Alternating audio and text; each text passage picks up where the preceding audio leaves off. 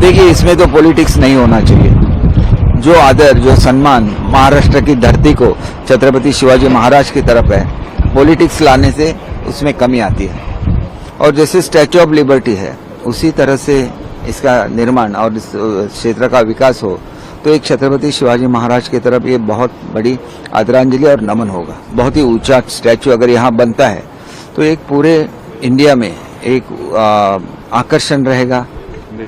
देखिए, ये तो एक एक्सीडेंट है और ये जो पुतला है ये नेवी ने इरेक्ट किया था। उस वक्त बहुत जल्दी में वो नेवी डे था, प्राइम मिनिस्टर साहब आने वाले थे, तो उस वक्त बहुत जल्दी ये काम हुआ जिसका सब लोगों ने उसकी सराहना भी की थी। उसमें कुछ टेक्निकल फॉल्ट हो, चाहे वो विंड का प्रेशर हो, जो हो गया है उसका मुझे ऐसे लगता है कि एक अपॉर्चुनिटी भी है कि हमारे जो अरबी समुद्र में छत्रपति शिवाजी महाराज का स्टैचू बन रहा था वो उसी तरह का, मतलब बहुत ही ऊंचा स्टैचू अगर यहाँ बनता है तो एक पूरे इंडिया में एक आकर्षण रहेगा। बहुत सारे पर्यटक मालवण में आते हैं, तो बहुत जल्दी न करते हुए इसके बारे में सोचा जाए और जैसे स्टैच्यू ऑफ लिबर्टी है उसी तरह से इसका निर्माण और इस क्षेत्र का विकास हो तो एक छत्रपति शिवाजी महाराज की तरफ ये बहुत बड़ी आदरांजलि और नमन होगा। देखिए, हर किसी को महाराज की तरफ आदर है, सम्मान है, तो इस भावना को ध्यान में रखते हुए ये भी देखना चाहिए कि ये नेवी ने खड़ा किया हुआ पुतला था।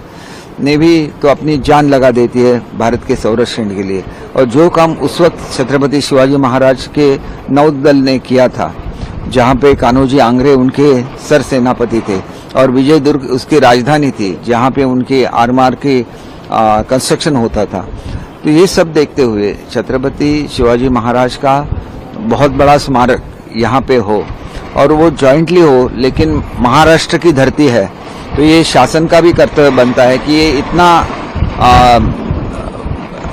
बड़ा रहे ताकि पूरे भारतवर्ष से लोग यहाँ पे आए छत्रपति शिवाजी महाराज को वंदन करने के लिए। देखिए, इसमें तो पॉलिटिक्स नहीं होना चाहिए। जो आदर, जो सम्मान महाराष्ट्र की धरती को छत्रपति शिवाजी महाराज की तरफ है, पॉलिटिक्स लाने से उसमें कमी आती है।